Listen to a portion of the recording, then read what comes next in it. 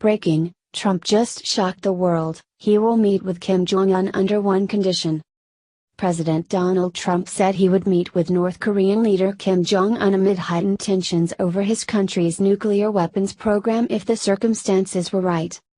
If it would be appropriate for me to meet with him, I would be honored to do it, Trump said Monday in an Oval Office interview with Bloomberg News. If it's under the right circumstances. But I would do that. The U.S. has no diplomatic relations with North Korea, and as recently as last week, Secretary of State Rex Tillerson said at the United Nations that the U.S. would negotiate with Kim's regime only if it made credible steps toward giving up its nuclear weapons and ballistic missiles. Most political people would never say that, Trump said of his willingness to meet with the reclusive Kim, but I'm telling you under the right circumstances I would meet with him. We have breaking news. North Korea has become the most urgent national security threat and foreign policy issue facing Trump as his first 100 days in office passed. Kim's regime has continued development of its nuclear and intercontinental ballistic missile program in defiance of international condemnation and sanctions.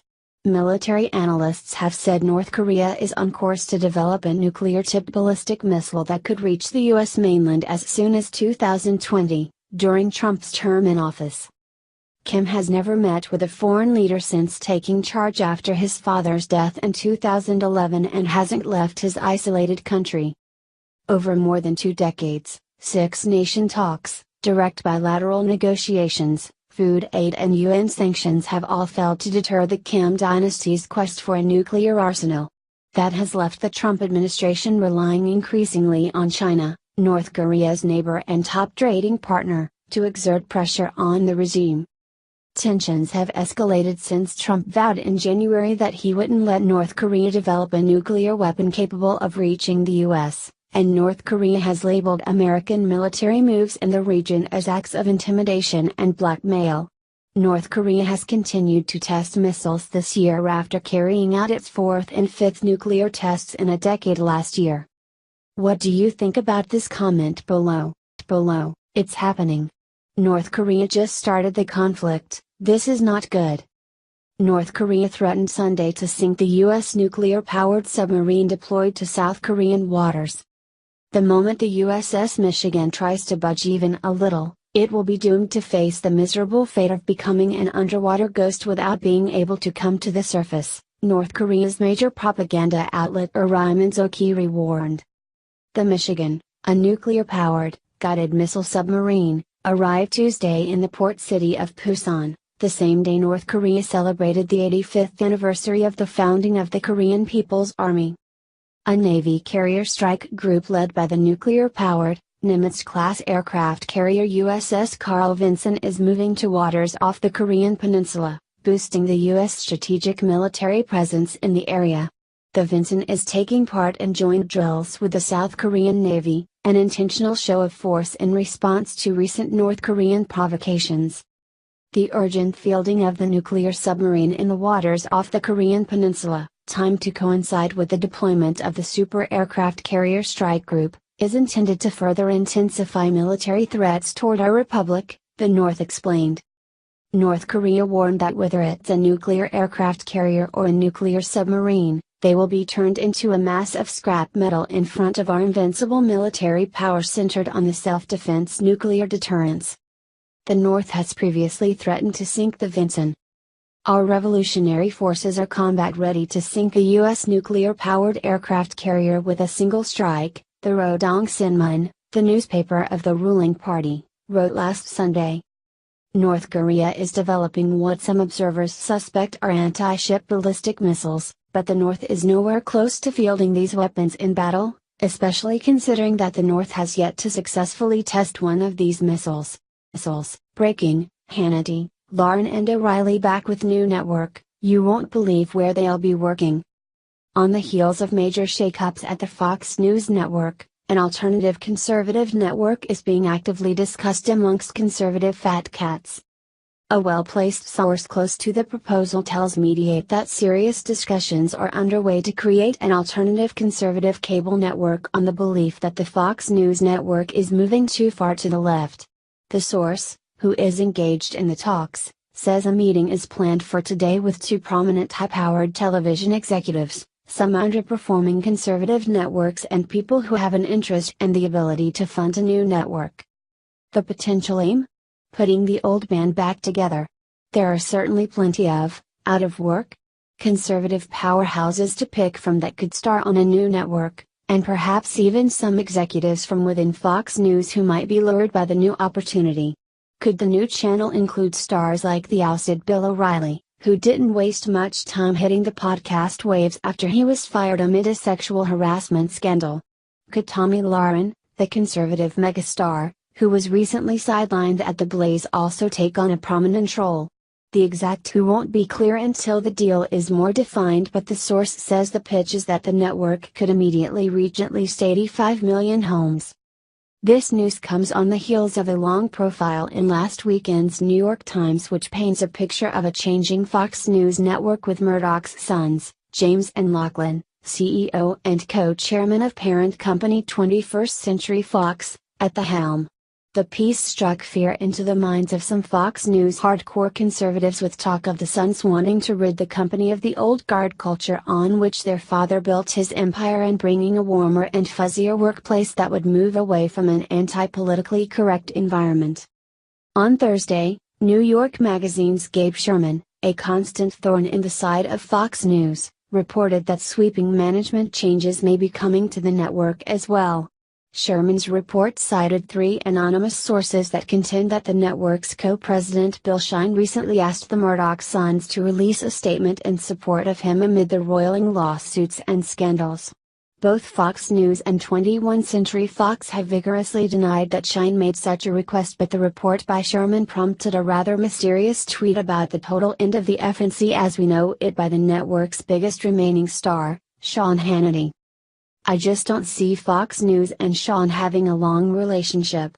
If Sean becomes available, you have 100% turnover in primetime and a huge opportunity," a television executive, who didn't want to be identified, but is involved in some of the talks, told Mediaite.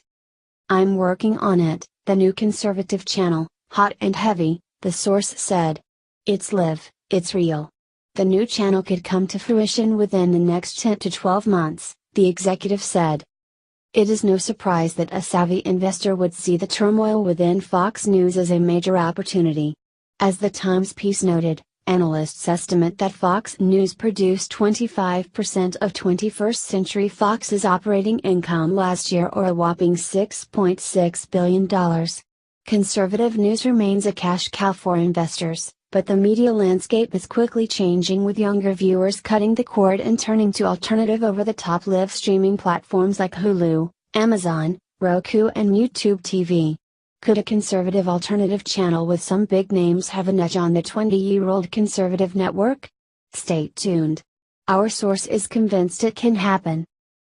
Breaking, new conservative news network forming, look which reporters they are reportedly seeking out.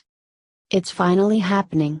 After 4 long years of slowly watching the Fox News network turn more and more to the left, conservatives can finally rejoice and take solace in the fact that the Roger Ailes and crew from the old and great Fox News network we have all looked to for fair and balanced news finally have awoken and are in negotiations to form their own conservative news outlet. One without the influence of founder and current owner pro-Hillary Roger Murdoch, his liberal sons, nor their feminist wives.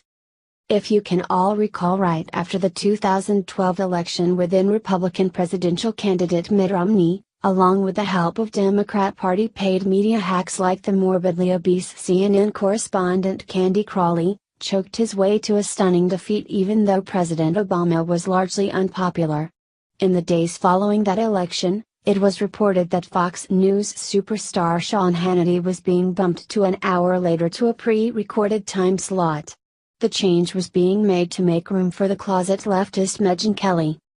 Kelly started off great but later cut her hair to resemble the little guy from MSNBC, Rachel Maddow, and it all went downhill from there.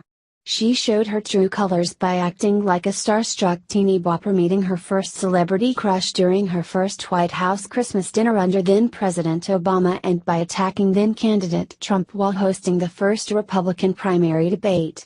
After this, her ratings plummeted and she now has a new show on MSNBC. Mediate reports. A well-placed source close to the proposal tells Mediate that serious discussions are underway to create an alternative conservative cable network on the belief that the Fox News network is moving too far to the left. The source, who is engaged in the talks, says a meeting is planned for today with two prominent high-powered television executives, some underperforming conservative networks and people who have an interest and the ability to fund a new network. The potential aim? Putting the old band back together. There are certainly plenty of, out-of-work, conservative powerhouses to pick from that could star on a new network, and perhaps even some executives from within Fox News who might be lured by the new opportunity. Could the new channel include stars like the ousted Bill O'Reilly, who didn't waste much time hitting the podcast waves after he was fired amid a sexual harassment scandal? Could Tomi Lahren, the conservative megastar, who was recently sidelined at the Blaze, also take on a prominent role? The exact who won't be clear until the deal is more defined, but the source says the pitch is that the network could immediately reach at least 85 million homes. And via Politico. For the 89% of Republican voters who cast ballots for Trump, their backing represented a departure from many of the principles that have animated the American conservative movement for 6 decades. Today, those voters remain broadly supportive of the president personally, and as a result, insiders say, the conservative media have been increasingly pulled by a tractor beam that demands positive coverage of the president regardless of how far he wanders from the ideas they once enforced. Producers and editors have been faced with a choice: provide that coverage or lose your audience. Over the course of the campaign and into the beginning of his presidency, anti-Trump voices slowly receded from Fox's air, while those favorable to him began to appear more often.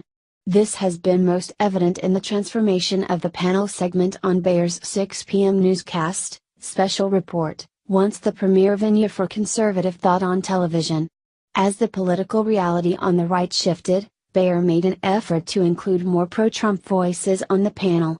Trump critic Jonah Goldberg of National Review and Weekly Standard editor Stephen Hayes, once fixtures on the panel, began to appear less frequently. The network also declined to renew the contract of George Will, another panelist, and a reliable Trump critic. Trump-friendly pundits like Washington Times columnist Charles Hurt, American Conservative Union Chairman Matt Schlapp and his wife, Mercedes, and Republican strategist Lisa Booth now appear in their stead.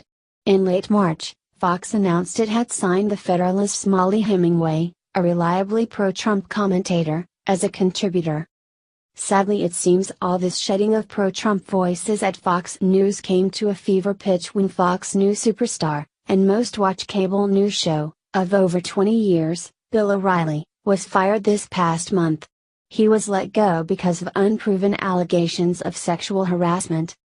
We know the drill.